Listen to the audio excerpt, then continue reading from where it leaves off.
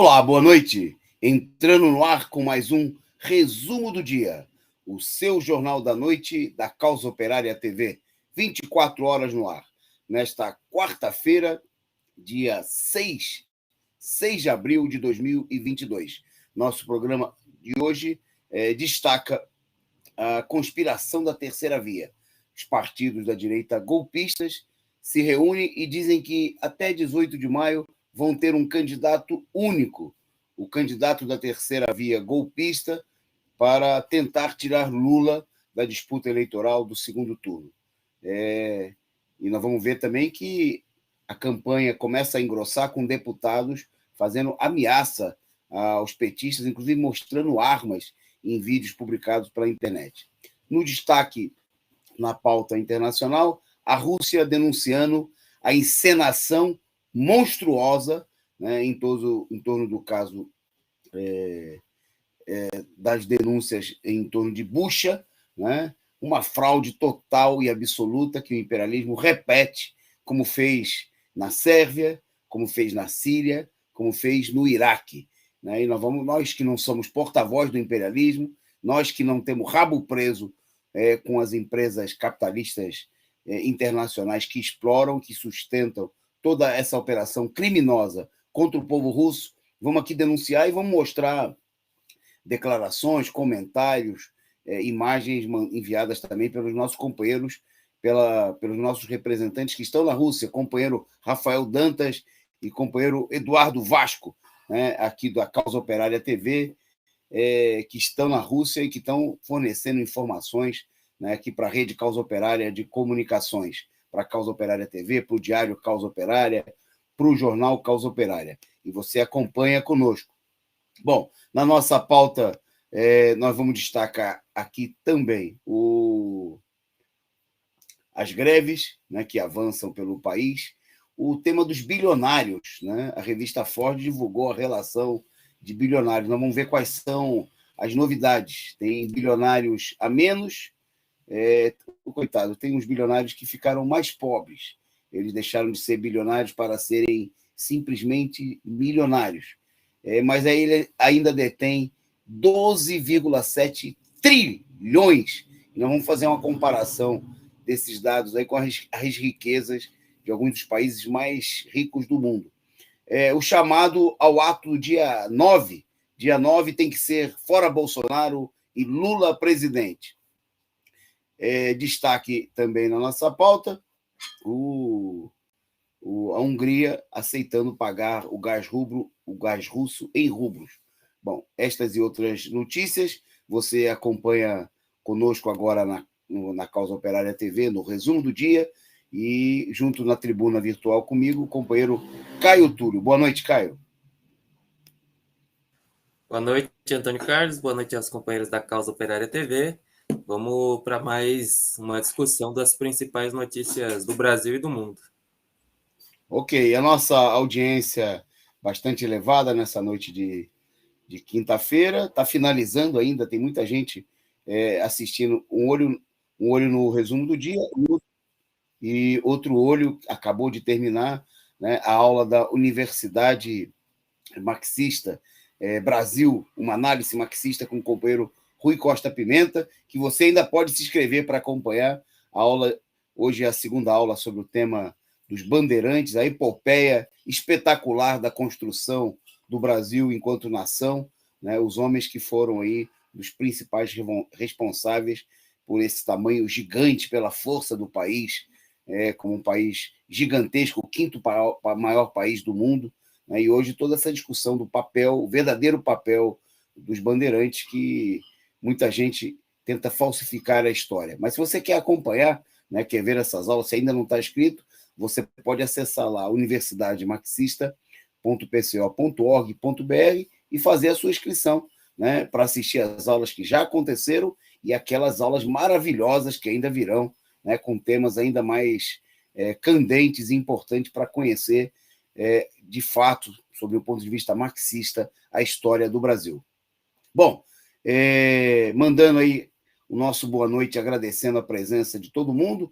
Um forte abraço para vocês que nos assistem ao vivo e também na reapresentação, nos diversos horários, pedindo a vocês que compartilhem o link do nosso canal, chame todo mundo para assistir aí o resumo do dia, coloque aí o link do resumo do dia nas redes sociais, esparrame à vontade. Logo abaixo da telinha aqui tem uma setinha escrito compartilhar. Você pode clicar aí e mandar o link da Causa Operária TV, né, aqui do resumo do dia, para os seus amigos, para os grupos, nas redes sociais mais diversas. E pedindo a vocês que mandem aí a sua contribuição, a sua caixinha.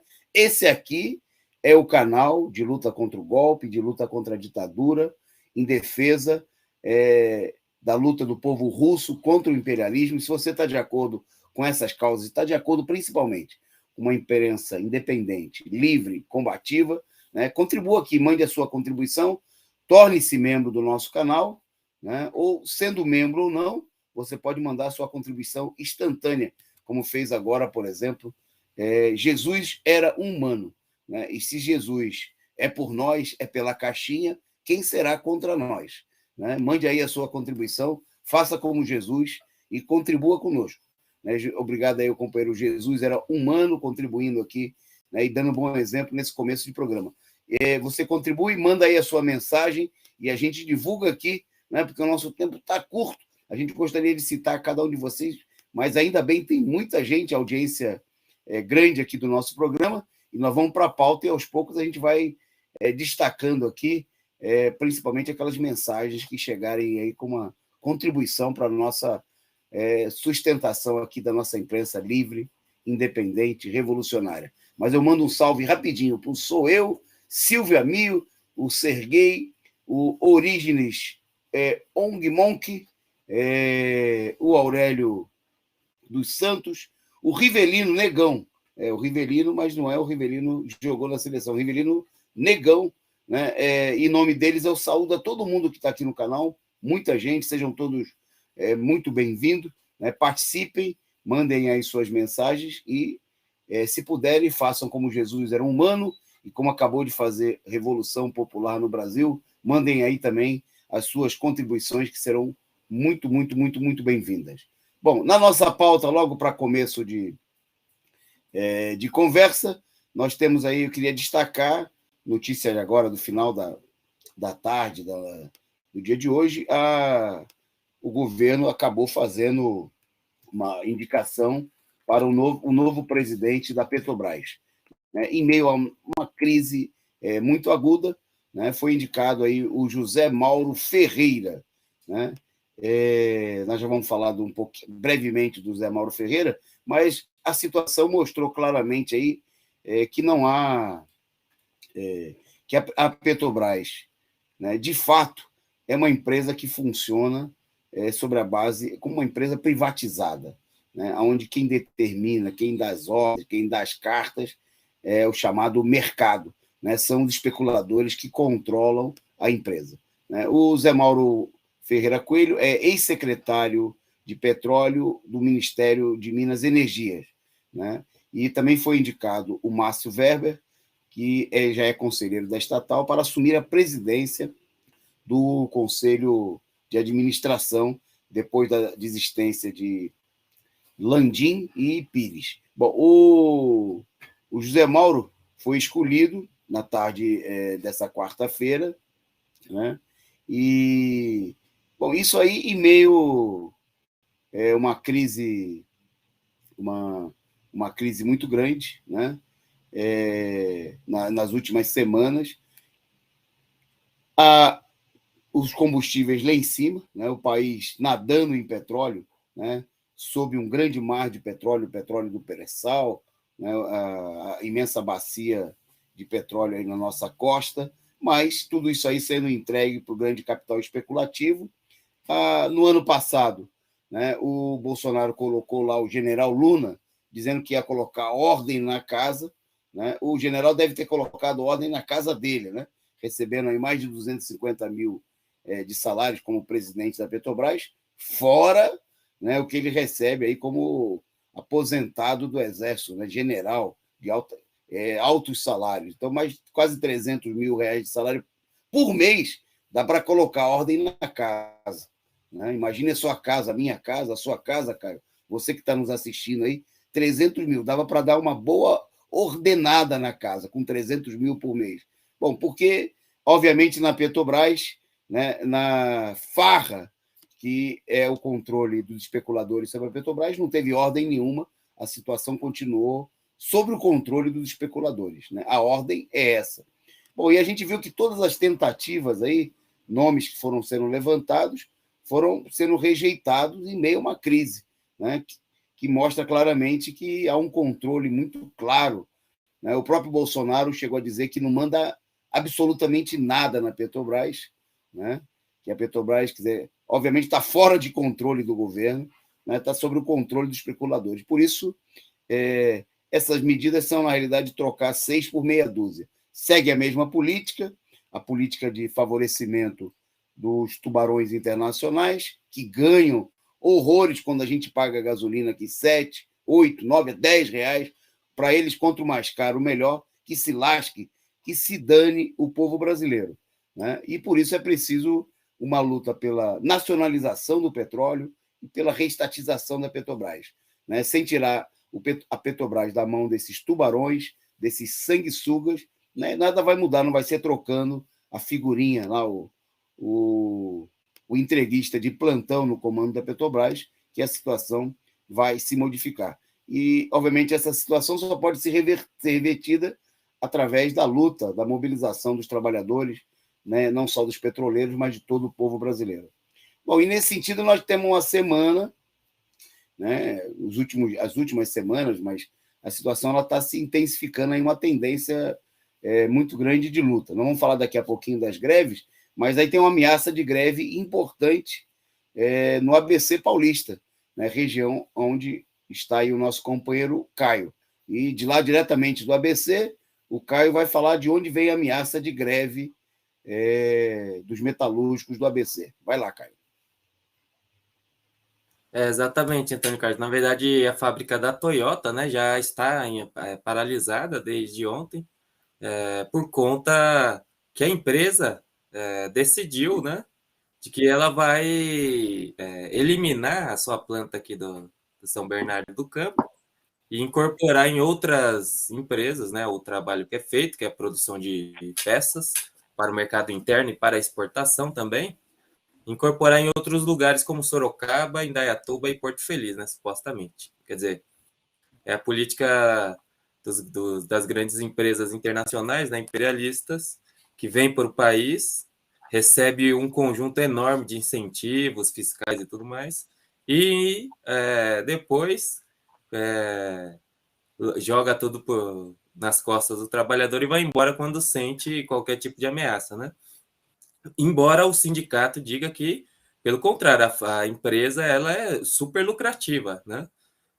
Bom, mas houve hoje, no dia de hoje, uma reunião entre o Sindicato dos Metalúrgicos do ABC, representante da Toyota Brasil, o próprio presidente, né, da Toyota Brasil, mas não houve um acordo e a Toyota permanece, né, com a posição de que vai transferir a operação aqui de São Bernardo do Campo, né, fechar a fábrica de São Bernardo do Campo, para incorporar essa produção nas suas outras plantas em outros locais, colocando aí mais de 500 trabalhadores, né, sem emprego.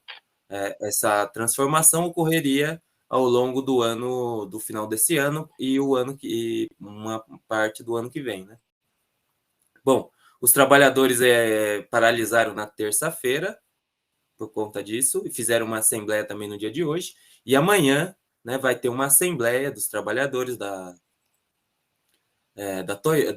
Toyota para decidir, né, para discutir qual que vão ser os próximos passos da luta, amanhã às 10 horas, diante da negativa da empresa de negociar, né, a não saída da planta aqui da empresa de São Bernardo do Campo. Então, amanhã, os trabalhadores estão aí com a iniciativa, né, vão discutir a proposta aí de greve e também de outras medidas mais radicais necessárias, né, como a ocupação da fábrica, entre outras coisas, vão ser colocadas aí na Assembleia dos Trabalhadores da Toyota amanhã, mostrando aí a disposição de luta, né, que está tomando conta do país por conta da política neoliberal, né, e da direita que vem esmagando, né, a população.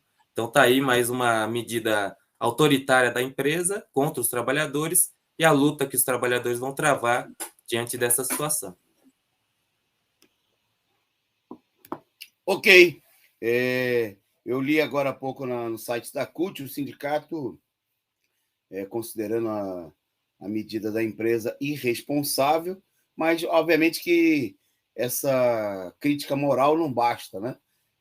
E a gente viu a experiência da Ford, né, nos últimos anos, a gente viu outros acontecimentos aí, demissões na GM, nas grandes empresas metalúrgicas.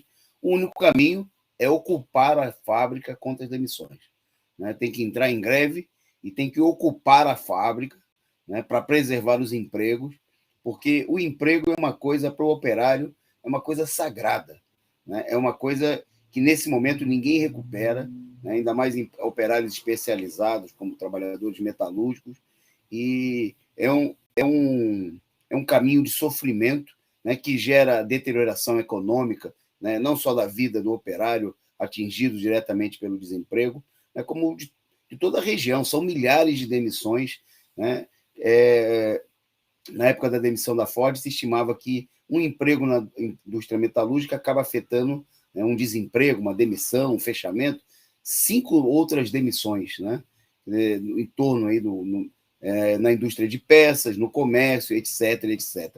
Então, para lutar de verdade contra a demissão, precisa colocar o bloco na rua e precisa ocupar a fábrica, né? E os trabalhadores dizerem que vão assumir o controle para manter a produção. Porque carro tem gente precisando, né?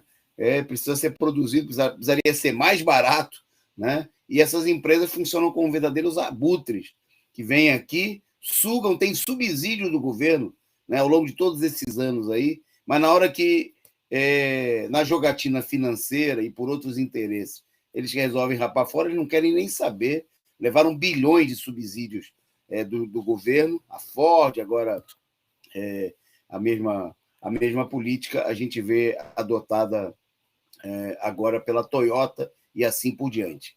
Bom, entrando no tema metalúrgicos, né, e mostrando aí que há uma radicalização no interior, importante no interior do movimento operário, né? Um setor que está entrando em greve, iniciou, a gente mostrou aqui ontem imagens, aí, um primeiro vídeo da mobilização na Companhia Siderúrgica Nacional, né? A CSN de Volta Redonda, é uma das maiores fábricas do Brasil, né? Uma das maiores empresas, né, de operários metalúrgicos, com cerca de 9 mil trabalhadores nesse momento, né?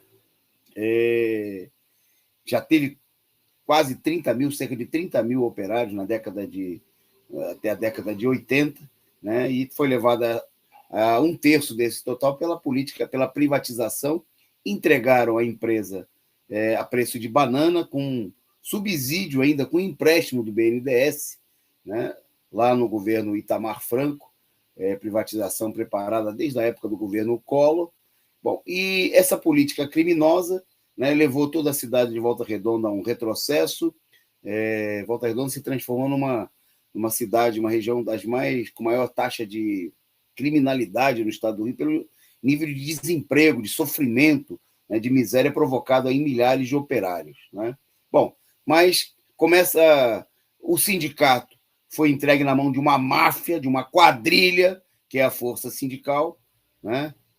Depois que setores, infelizmente, da CUT, à época, apoiaram a privatização, né? Aqui a gente não vai esconder, né? Setores que se venderam, que se passaram para o outro lado, né? E entregaram o sindicato para a Força Sindical. E a Força Sindical, né, os bandidos aí da privatização dos negócios com os capitalistas, nesses anos todos, segurando os trabalhadores, destruindo o sindicato da categoria, que era um dos mais combativos, mais atuantes do país. O sindicato está praticamente destruído, o prédio sendo aí ameaçado de ser leiloado para pagar a dívida, porque obviamente que o sindicato, na medida que trai o interesse dos trabalhadores, os trabalhadores também viram as costas para o sindicato. Bom, mas os trabalhadores estão procurando reagir. Nós temos aí imagem, ontem nós mostramos aqui vídeos, novas imagens, vamos mostrar mais um trechinho dos operários se reunindo na fábrica, né? E então aí começou pelo setor da manutenção. A greve, na realidade, começou em Minas Gerais, pelo setor de mineração da Companhia Siderúrgica Nacional. Os operários reivindicam reposição das perdas, né, pagamento de PLR, porque o lucro da CSN é gigantesco, né, mas os trabalhadores ficam chupando o dedo. É só demissão, aumento da exploração dos operários. Olha a imagem. Então, vocês estão vendo aí os operários, pode tocar. Né? São os operários indo para se reunir, né, no meio, lá na empresa, perderam o medo.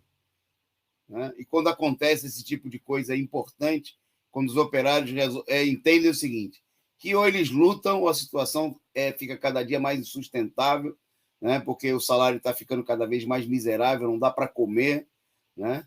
E aí o operário perde o medo, resolve enfrentar o patrão e o jogo começa a ser virado. Estão vendo aí imagens, os operários se reunindo. Foi paralisado. Nós estamos ganhando força. Está tendo repercussão no nosso movimento.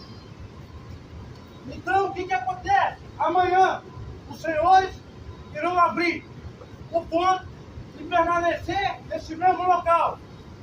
Ok? Vão permanecer no mesmo local. E eu convido aos senhores, cada um, chama mais um para estar aqui. O nosso movimento tem que ganhar força.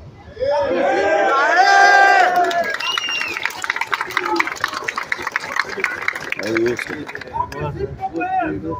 Eu quero entender mais sobre negociação, mas amanhã todos nós vamos ficar sabendo mais coisas.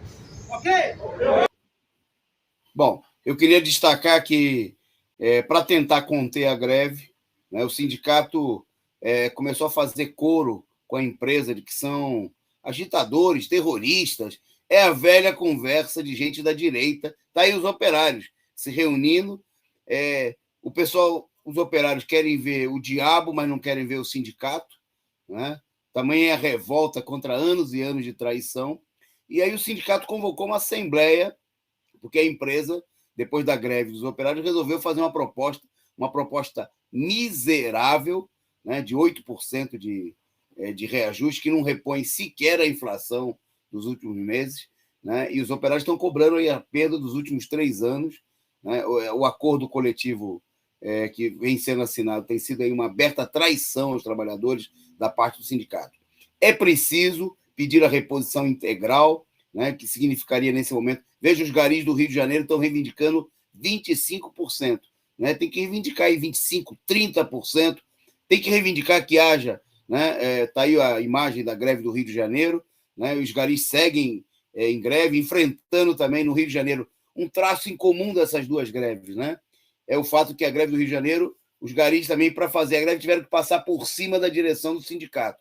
Se cuida, pelegada de todo o Brasil. A classe operária está ficando por aqui com vocês, né? E está passando por cima, e vai sobrar, não vai ser só descontentamento, vai sobrar tapa na lata de sindicalista pelego, né? Que nos últimos anos aí defendeu os interesses. Nós vamos voltar a ver aquilo que a gente viu na década de 80, sindicalista sendo botado para correr da Assembleia por trair os trabalhadores, né, tendo que sair escoltado pela polícia, né, porque os trabalhadores estão com a paciência tem limite. Né, milhares de demissões, sofrimento dos trabalhadores, e esses bandidos que traíram os trabalhadores, que estão destruindo os sindicatos, têm que ser enfrentados pelos trabalhadores aqui, ó, na marra, né, precisam receber aquilo que merece, e os trabalhadores precisam reassumir o comando dos seus sindicatos. Né? Tem que organizar oposições para tirar, para varrer com esses pelegos. As greves têm que ser comandadas por comandos de base.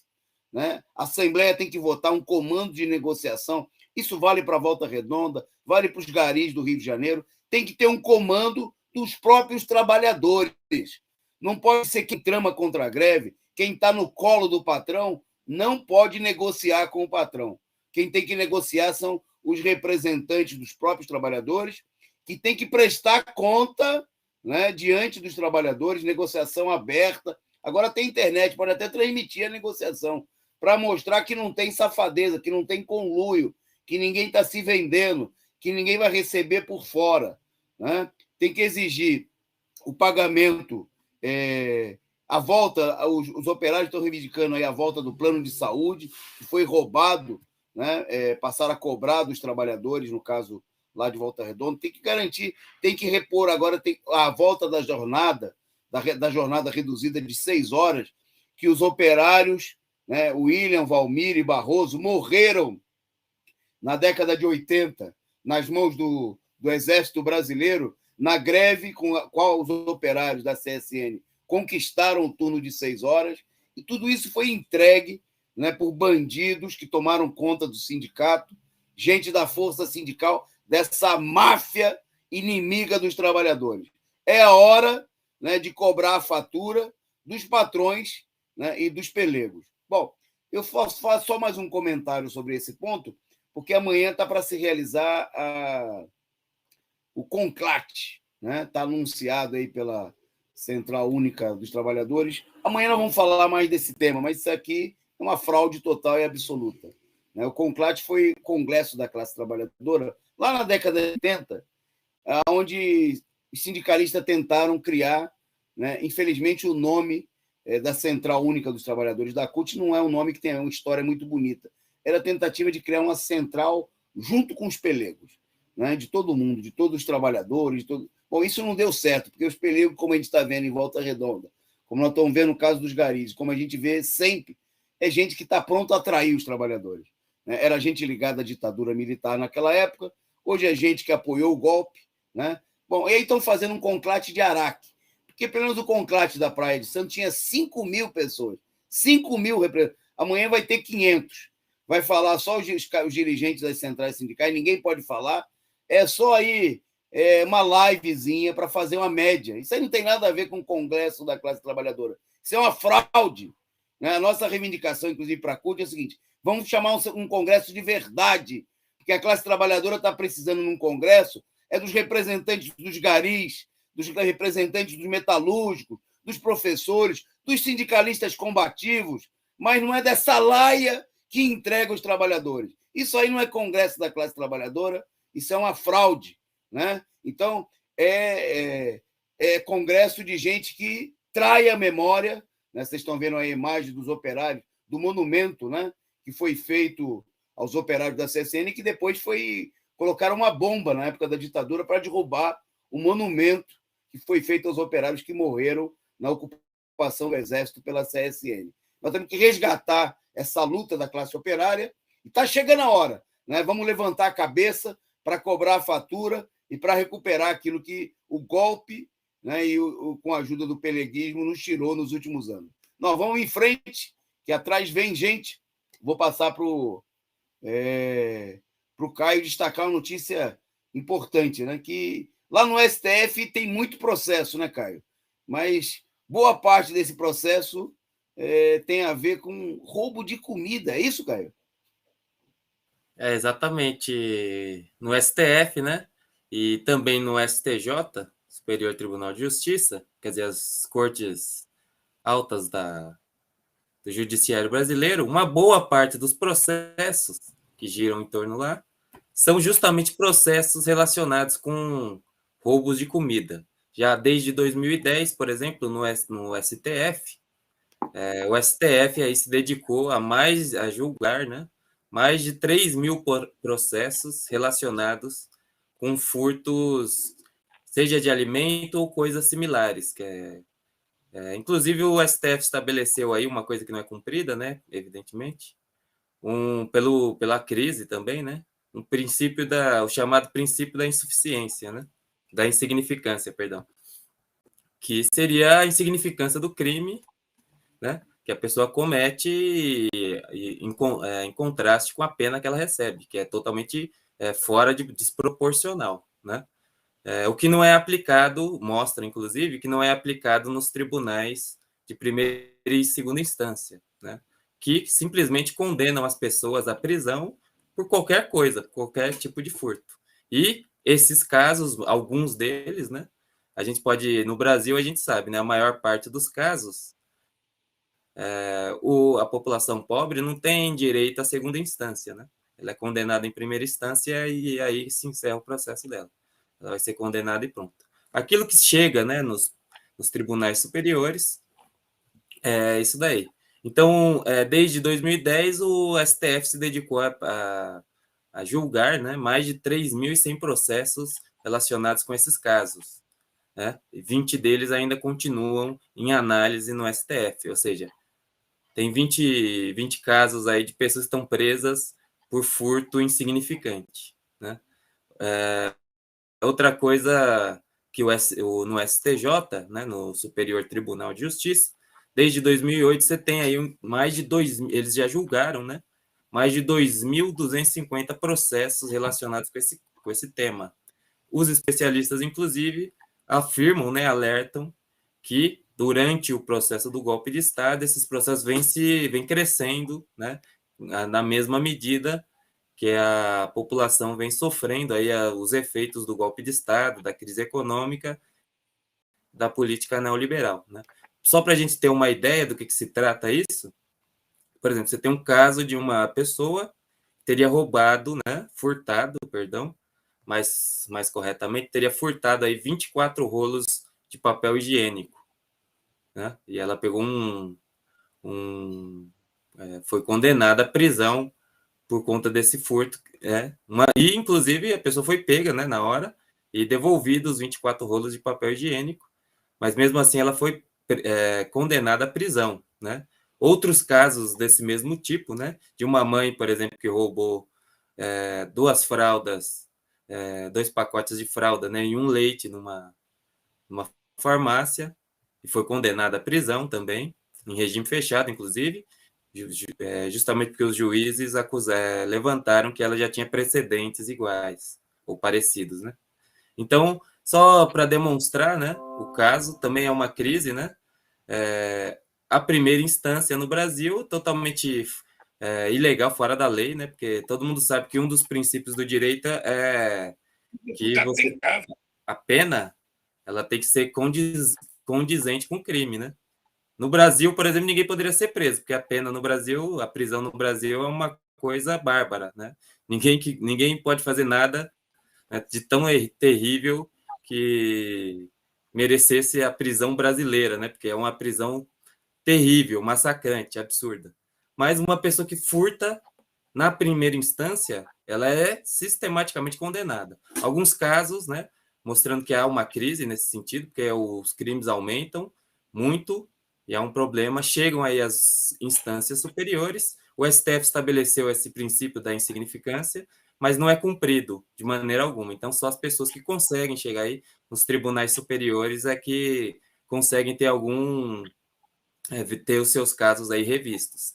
Mas tá aí, fica aí mostrando o caráter, né, da justiça brasileira, que é uma justiça classista, né, da burguesia, no caso, que serve aí para perseguir a população mais pobre, né? Uma pessoa que rouba para comer e que vai presa, tem regime fechado, né?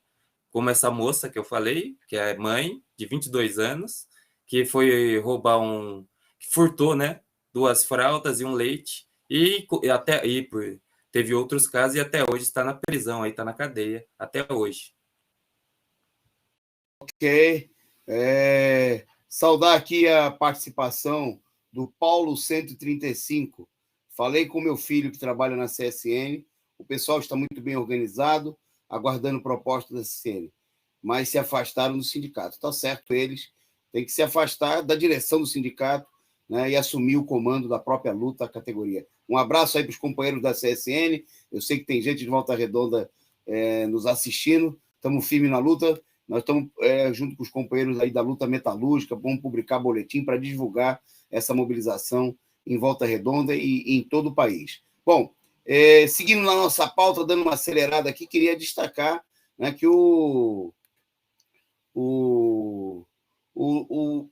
deputados bolsonaristas publicaram aí ameaças à militância do PT, num sinal, uma demonstração, pequena demonstração do que vai ser a campanha eleitoral. O ex-presidente Lula, falando a sindicalistas da CUT na segunda-feira, ele defendeu aí a mobilização dos sindicalistas para fazer pressão os deputados aonde eles estiverem, falando, inclusive, que os sindicalistas deveriam ir na casa dos deputados para cobrar, né, o voto a favor. Bom, e aí, hoje, os deputados da direita, como esse que vocês estão vendo aí na imagem, o deputado de Minas Gerais, o Júnior Amaral, que é policial militar reformado. Ele gravou um vídeo empunhando uma pistola, né, dizendo que os petistas seriam bem-vindos, ameaçando aí, né, a militância do PT. Isso aí digamos assim, uma entradinha, uma pequena amostra do que nós vamos ter na campanha eleitoral. Para quem está achando que vai ser um passeio, né, que sem mobilização dos trabalhadores é possível qualquer tipo de vitória nas eleições, está aí. Né? É um enfrentamento com a direita, e a gente não deve esperar para ir na casa dos deputados, para se mobilizar depois. Tem que mobilizar agora, tem que colocar o povo na rua. Né? Sábado é dia de ato fora Bolsonaro, nós vamos falar disso daqui a pouquinho. Bom, na nossa pauta, destacando aqui a situação, vou passar para o Caio para comentar aí a divulgação feita pela revista Forbes, de que nós temos menos bilionários no mundo. Dá para ficar triste porque teve uns bilionários aí que perderam alguns bilhões, Caio? Na verdade, não, né? Então, a Forbes publicou aí a sua tradicional lista dos bilionários de 2022. E nessa lista consta aí pelo menos um número de bilionários a menos, né? Quer dizer, tem menos bilionários do que em relação ao ano passado. E também esse grupo, né, seleto aí nesse ano, né, 2.668 bilionários foram ranqueados aí. Eles controlam também uma parcela um pouquinho menor, né, pouca coisa,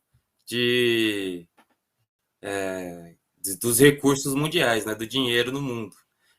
Bom, foram 87 bilionários a menos do que em relação ao ano passado e cerca de 400 bilhões também de dólares a menos. No entanto, esses 2.668 bilionários, que ainda permanecem, né, no seu cargo de bilionários, têm aí uma fortuna estimada em cerca de 12,7 trilhões, isso mesmo, trilhões de dólares, cerca de 59 trilhões de reais, mais de quase 60 trilhões de reais.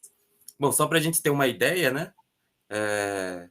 A gente faz uma comparação com o PIB dos países, né?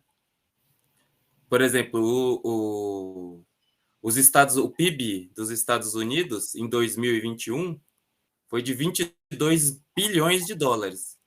Trilhões. 22 bilhões. Trilhões. Bilhões de dólares. Trilhões, não, trilhões. Com 22 certeza. Milhões, Tá aí, ó. 22 trilhões de dólares. Que é 20 milhões de bilhões. 20 mil bilhões. 22 bilhões de milhões. 22 trilhões. O Brasil já está um pouquinho mais atrás, né? 1,6 trilhões de dólares. Bom, quer dizer, os 2.668 bilionários controlam aí um valor quase, 8 vezes maior do que o PIB brasileiro de um país que tem 200 milhões de pessoas. Quer dizer, dá para perceber, né, o grau de acumulação de riqueza absurdo, né, estratosférico, obsceno do capitalismo de hoje, né? Os bilionários aí, eles controlam quase que o PIB dos Estados Unidos, controlam mais do que o PIB de países importantes como a Alemanha, por exemplo, que tem 4 trilhões de dólares, né, do PIB de 2021. Quer dizer, uma coisa totalmente absurda. Bom, os bilionários que mais perderam, os países, né, que mais perderam bilionários, curiosamente foi a Rússia e a China, né? E os Estados Unidos se mantêm aí com o maior número de bilionários no mundo, somando aí 735 bilionários, sendo o Elon Musk né? Aquele que diz que dá golpe em todos os lugares e que vai dar golpe mesmo. O homem mais rico do mundo. Bom, mas o Toninho deve saber melhor, mas acho que nessa conta aqui não entra a fortuna dos grandes monopólios, né? Mundiais que controlam o mundo inteiro, né? Só a fortuna privada desses 2.600 pessoas aí, bilionários do mundo. É coisa beça, né, Caio? Eu estava olhando aí a tabela que a produção colocou.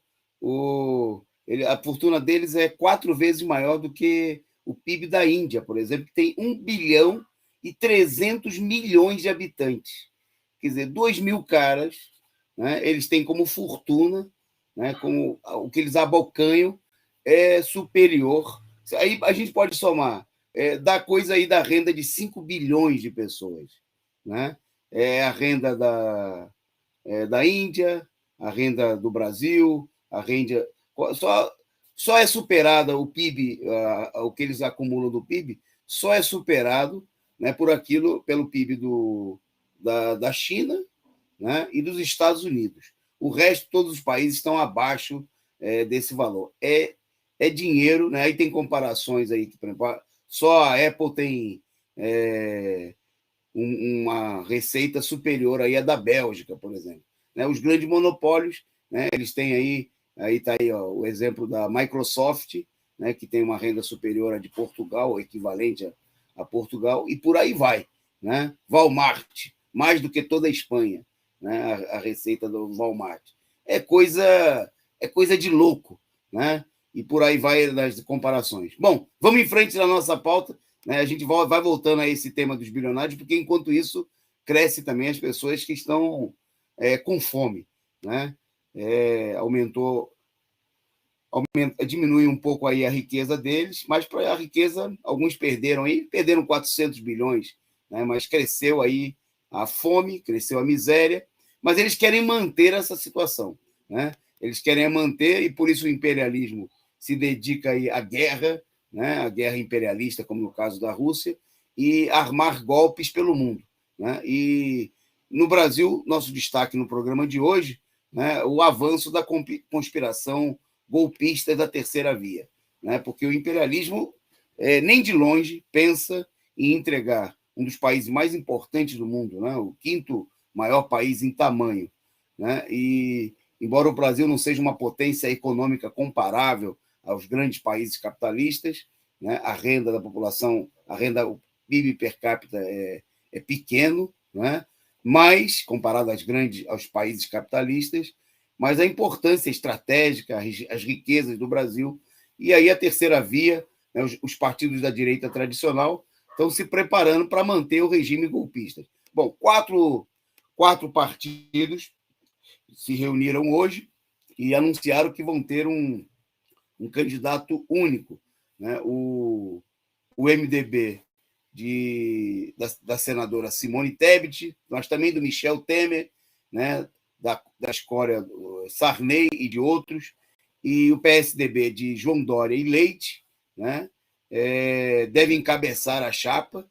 Está, né? Se falando da possibilidade da chapa Tebet Leite, né? Simone Leite, ou Eduardo Tebet, Eduardo e Simone. Né? Estão preparando aí uma chapa que a gente, já há algum tempo, nós apontamos aqui que vinha por aí uma chapa identitária, né? Uma chapa para falar das mulheres, da importância das mulheres, da defesa dos interesses das mulheres por aqueles que mais escravizam as mulheres, né? Que são os partidos representantes da direita golpista.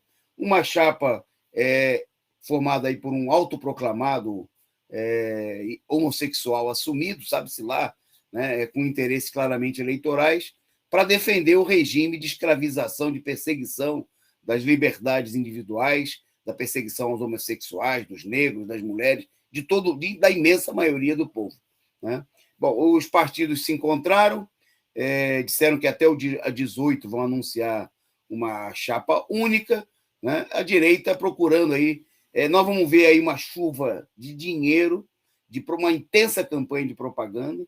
Né? Se você liga hoje aí os canais de TV, você já vê que essa notícia é o maior destaque, é apresentada aí como uma coisa maravilhosa, como se fosse uma novidade, né? Como se já há algum tempo, né, a direita já não estivesse articulando aí para procurar apresentar uma alternativa, e Simone Tebet e o Eduardo Leite vão passar a ser apresentados como verdadeiros anjos, como pessoas puras, que acabaram de vir dos céus para nos salvar, né? Vão ocultar aí da ficha dele toda a política criminosa do Eduardo Leite contra os servidores públicos, contra o povo no Rio Grande do Sul, vão ocultar da ficha criminosa da Simone o fato que ela é do MDB, o partido do golpe, o partido do Temer, que ela votou ela e toda a corja do partido dela, e toda essa corja que está se juntando, votaram para derrubar a Dilma, armaram a prisão do ex-presidente Lula e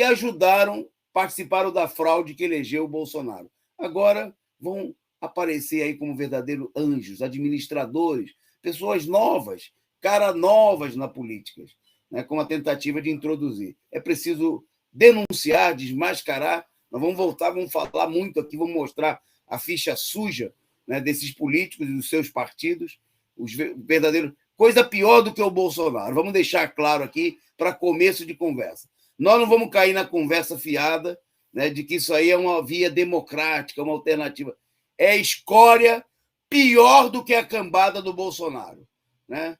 Porque esses aí são os mestres da arma. O Bolsonaro é só um aventureiro, né, um elemento fascista, reacionário, que se valeu de uma oportunidade que esses bandidos, que esses partidos, né, armaram contra o povo brasileiro. Bom, mas como está chegando a nossa hora, agora nós vamos ter que acelerar aqui, Caio.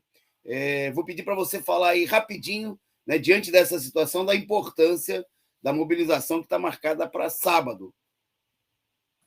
Exatamente. Então, a campanha Fora Bolsonaro e movimentos sociais aí chamaram mais um ato, depois da letargia, né, da paralisia total, chamaram mais um ato para sábado, né? Aqui em São Paulo vai ocorrer na Praça da República às 14 horas, né? Um ato importantíssimo, embora, né, e a participação popular ganha uma importância ainda maior, embora o ato tenha sido aí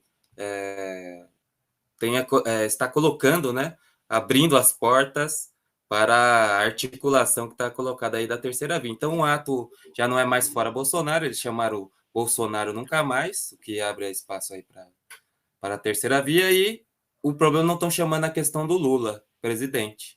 Então, é fundamental que todo mundo participe desse ato, com as suas bandeiras, chamar, né, por Lula presidente, por Fora Bolsonaro, que é a campanha fundamental que a gente tem que realizar. Então, a participação popular nesses atos, né, que vão ocorrer no Brasil inteiro, é fundamental. É preciso todo mundo ir e chamar, né, levar o ato a se colocar claramente, abertamente, em favor de Lula presidente e por fora Bolsonaro, e contra toda essa corja da direita tradicional que quer enganar a população e está novamente aí querendo se infiltrar nas mobilizações da esquerda.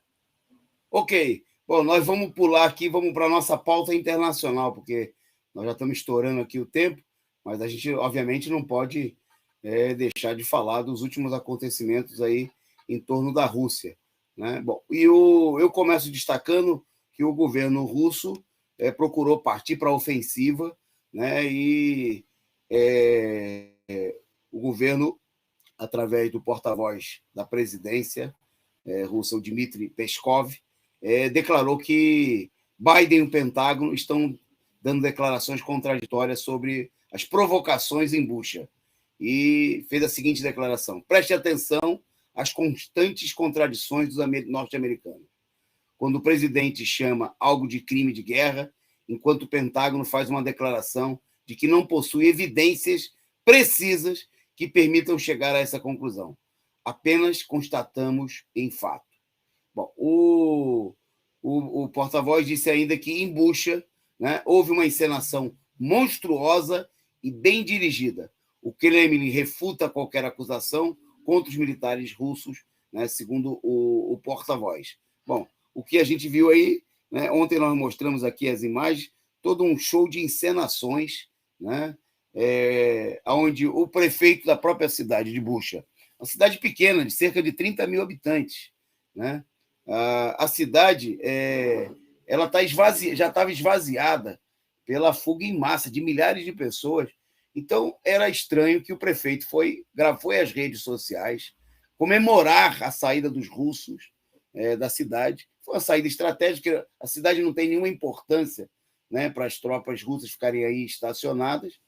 E depois de ter feito isso daí, de ter postado o vídeo comemorando a saída e não ter falado nada de massacre nenhum, dias depois, o prefeito aparece dizendo que houve aí, né, como se pudesse, uma cidade pequena, você imagina aí, no seu bairro, né, um massacre, um fuzilamento aí em massa, como teria ocorrido de várias pessoas, o prefeito não fica sabendo, não sabe de nada, grava um vídeo comemorando, e só vários dias depois, diante da armação feita contra a Rússia, é que aparece a denúncia, vídeo do prefeito dizendo que os russos fuzilaram pessoas nas ruas da cidade. Bom, e ao mesmo tempo foram usados manequins, né, para se passar por corpo de militares, né? Muitas denúncias sobre esse tema, e a Rússia também publicou aí vídeos, foram postados vídeos de soldados russos sendo maltratados e fuzilados depois de já terem se rendido, né? E vídeos, inclusive, de militares ucranianos dizendo que não aceitam rendição, né? Estão ferindo aí as normas, inclusive as convenções sobre a guerra, convenções de Genebra e outras, né, que tratam do tratamento a ser dado a presos militares. Quer dizer, se tem alguém violando alguma coisa, são os ucranianos. Nós estamos diante aí de uma... É normal, um governo nazista, não há que se esperar que respeite nenhum tipo de regra, de convenção internacional, e a gente vê aí esse conluio, né, desses nazistas no governo da Ucrânia, com o imperialismo norte-americano, com a OTAN, né, para fazer toda essa encenação e tentar criar um clima. A mesma coisa eles fizeram na Síria, a mesma coisa eles fizeram na Iugoslávia, e por aí vai, né? Bom, eu vou passar para o Caio, para a última da noite, para ele destacar. Nós estamos aqui e iniciamos aí essa semana a cobertura dos nossos companheiros, agora já devidamente instalados na Rússia, o Rafael Dantas e o Vasco, Eduardo Vasco, chegou também aí, anteontem, aí seguiu depois de viagem. Então, nós temos a nossa dupla e tem uma primeira... Hoje, no Diário Causa Operária, tem uma coluna muito interessante do companheiro Rafael Dantas, e começaram as postagens, a cobertura direto da Rússia. Então, o Caio vai destacar aí um primeiro material, uma publicação feita pelo companheiro Rafael Dantas, né, destacando aí a questão da legalização do consumo, né, lá na Rússia. O Caio, eu vou passar para ele fecha essa cobertura sobre a Rússia e encerra o programa aí, mandando boa noite para vocês. Eu já me despeço e volto amanhã para me encontrar com vocês às 9 horas. Vai lá, Caio. Beleza. Bom, eu só destacar aqui a coluna do companheiro Rafael Dantas, muito interessante, que está diretamente de Moscou, onde ele... Vou chamar todo mundo a ler a coluna dele, que está lá no Diário Causa Operária, vocês podem encontrar, chama Putin legaliza o contrabando, né? Então, ele destaca uma coisa muito interessante, que o governo russo ele chegou a uma resolução, né, pelo menos para atenuar as sanções brutais, né, as sanções econômicas, e o governo estabeleceu a possibilidade, né, a legalidade de importações paralelas, ou seja, de poder importar, né, produtos, ainda que de empresas que boicotam a economia russa, por outros meios, né? Por exemplo, por revendedores, etc. Então, o governo aprovou essa possibilidade, né? De realizar essa, como o companheiro chama aqui, contrabando, né? De produtos para suprir aí o mercado interno, estabelecer uma regulação, né, na economia por conta da falta desses produtos de muitas empresas que estão boicotando a economia russa. Então, vou chamar todo mundo para ler essa matéria do companheiro Rafael, essa coluna muito interessante, esclarecedora sobre as questões russas, né? Está lá no Diário Causa Operária, Putin legaliza o contrabando. Bom, eu me despeço por aqui também e já fico, né? Nos encontramos na próxima quarta-feira E o resumo do dia volta amanhã com o companheiro Antônio Carlos Silva. Aqui é um mercado na Rússia, mercadinho. Essas imagens aí em Moscou. Eu voltei só para vejam o Vasco, né, mandou aí que mostrando aí um supermercado, um pequeno mercado na Rússia. Produtos aqui, né, para desfazer aí a ideia de que tem pizza, desabastecimento na Rússia. Né? Tá leite, tudo lotado aí, o povo tá lá. Não tá faltando comendo, nada. Melhor do que aqui, provavelmente. Aqui tá meio vazio, mas né? normal. É a situação de funcionamento normal, né? De um país que está vencendo a guerra, obviamente, não só pela superioridade militar, mas pelo acerto político, né? De estar levando adiante uma guerra antes que a OTAN, né, levasse adiante a guerra através da Ucrânia, uma bucha de canhão. Toda a força, todo o apoio ao povo russo na sua luta contra o imperialismo. Forte abraço, obrigado aí à produção, companheiro Gabriel, e até amanhã, Caio, até amanhã toda a audiência. Pepsi.